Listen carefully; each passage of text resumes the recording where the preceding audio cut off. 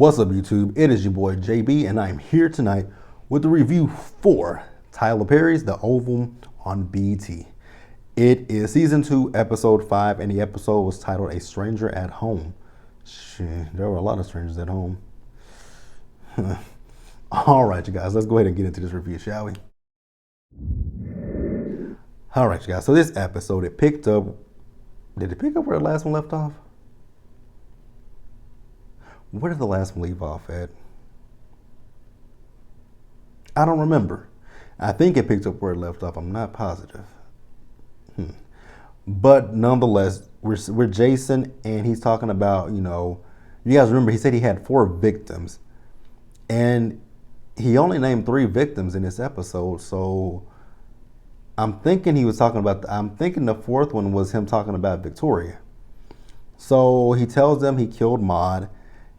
And here was where I'm so glad Tyler Perry cleaned this up, because it was so confusing to me. Because Jason was talking about the fact that they put Maud in an ambulance. I'm like, how in the hell do they put Maud in an ambulance when you guys were in the air when you opened the emergency hatch?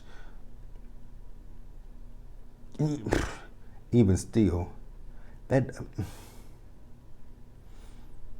you know what, for the sake of saying, I'm gonna roll right with the punches. I believe it. So he told them that, he choked her. He choked her and, killed her. So Victoria was like, you opened the emergency hatch at 10,000 feet in the air? He was like, no, we were landing.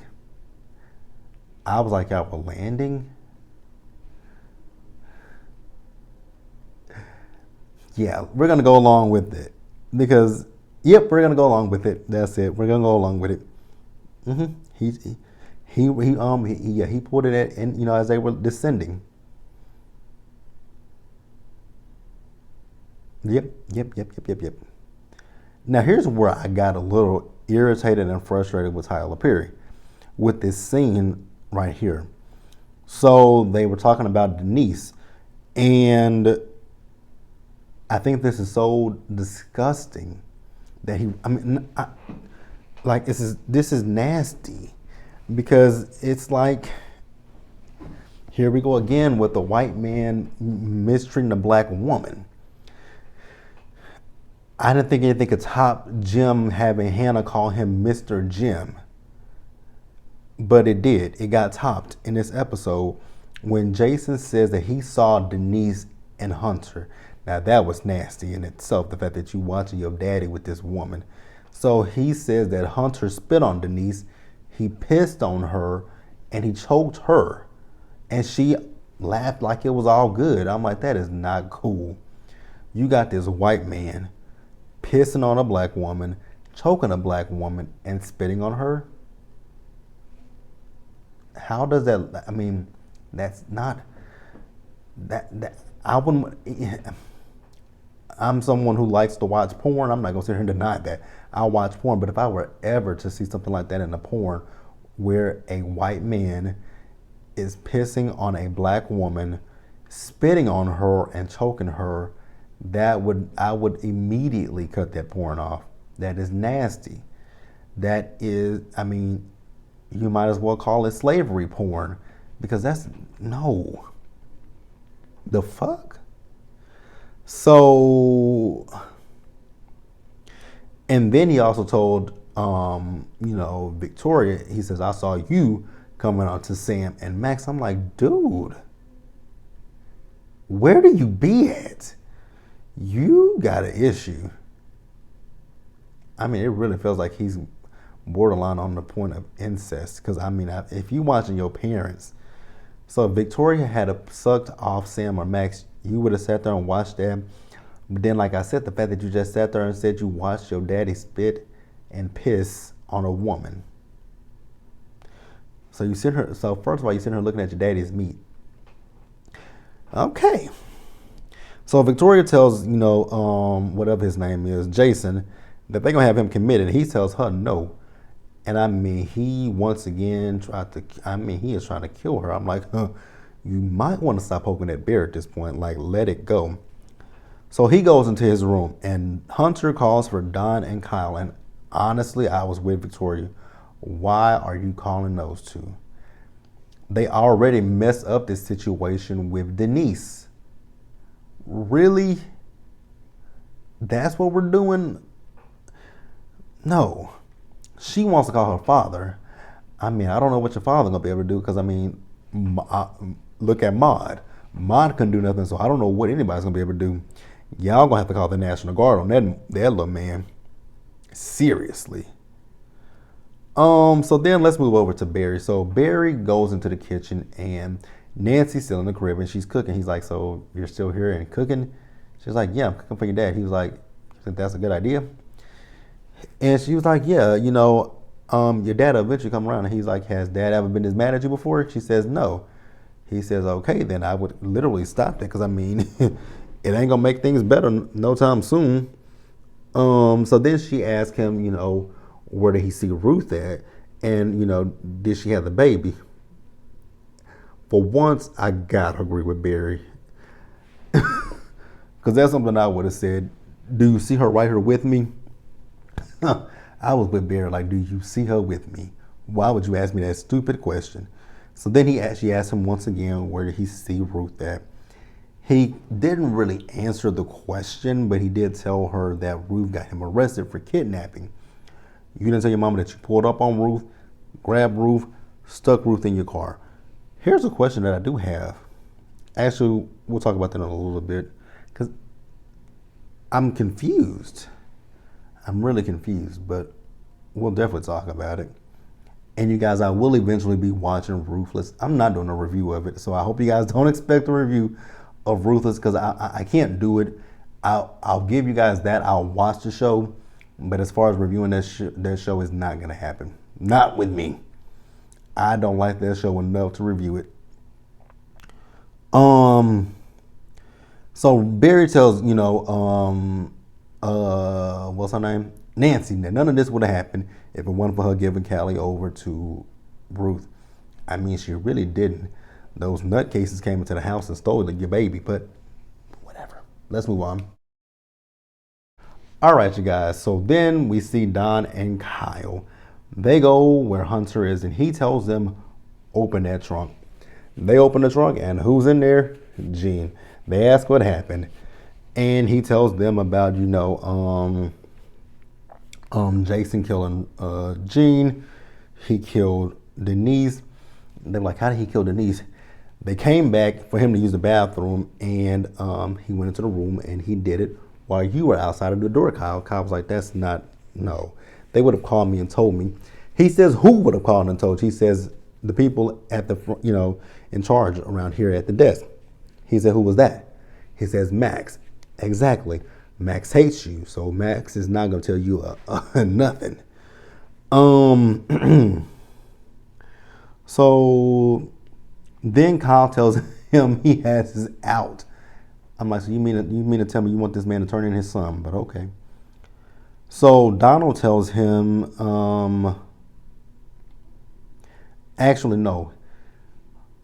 Hunter tells Donald what Victoria wants to do, and I'm gonna stop thinking about these. I'm gonna stop thinking hard into stuff. I really gotta stop. Actually, I'm not thinking hard into this.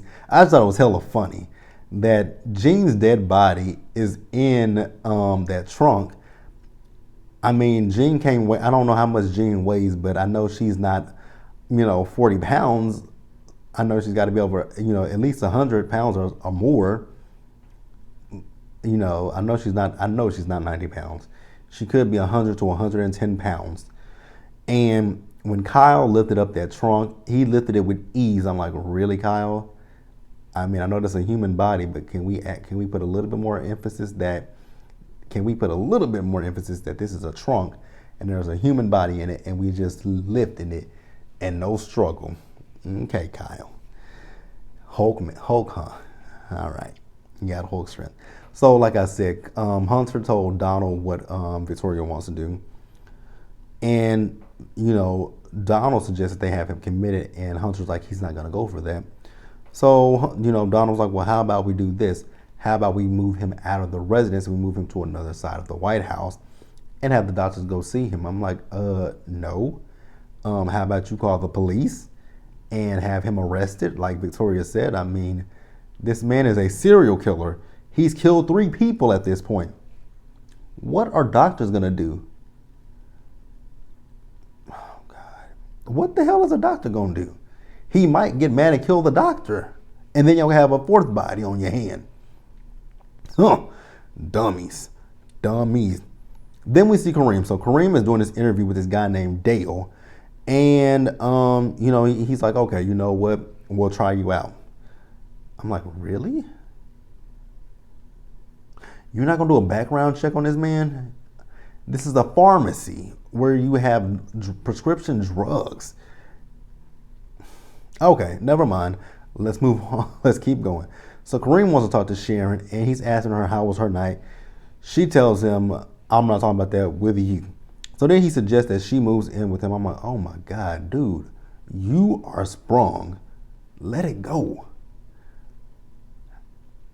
Kareem actually really does get on my nerves. I'm keeping it real with you guys. Kareem annoys me. On this show, it's just a lot of people that annoy me, and Kareem is at the top of the list with this show. I think he is. Is he?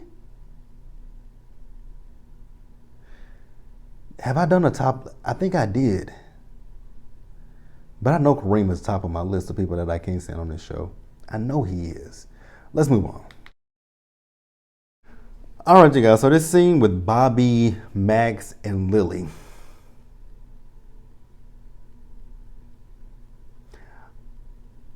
I'm going to try to shorten this down for you guys because I really was thoroughly confused with this whole entire scene.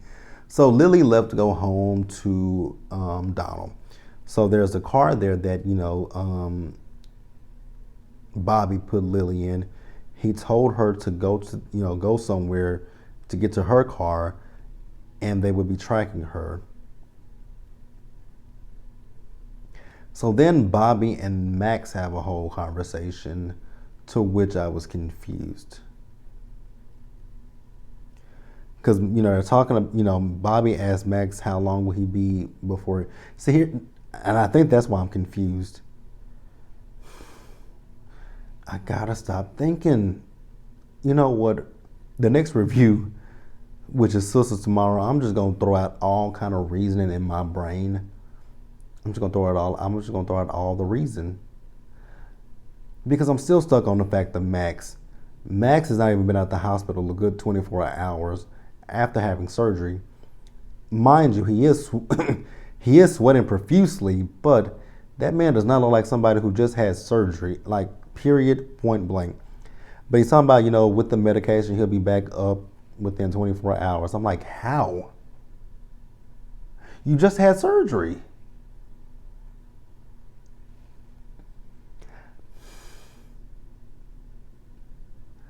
I know you guys don't have to. Please don't leave. You guys don't have to leave it in the comments. I know. Stop thinking. This is Tyler Perry's production. I know, you guys. I know. We're gonna try to leave out the reasoning. So, yeah. So they talk about.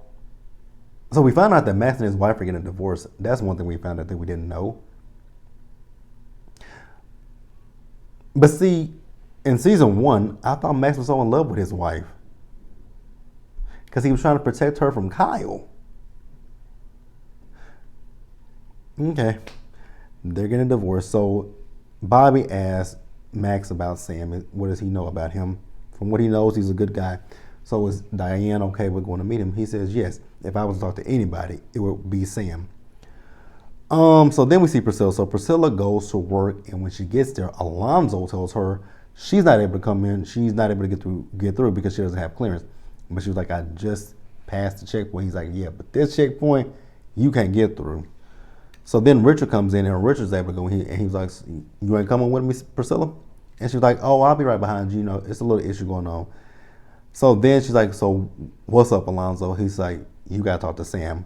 So Sam comes out and talks to her. He asks her, so you're not going to try to hurt the first family? She says, I'm not. He says, so what would you do if you see the first lady? She's like, I'm going to be very professional and cordial. I'm like, bull crap. But whatever you say, Priscilla. Let's move on. All right, you guys. Next up, we see Richard. Richard went into one of the rooms where a maid by the name of Frida was cleaning.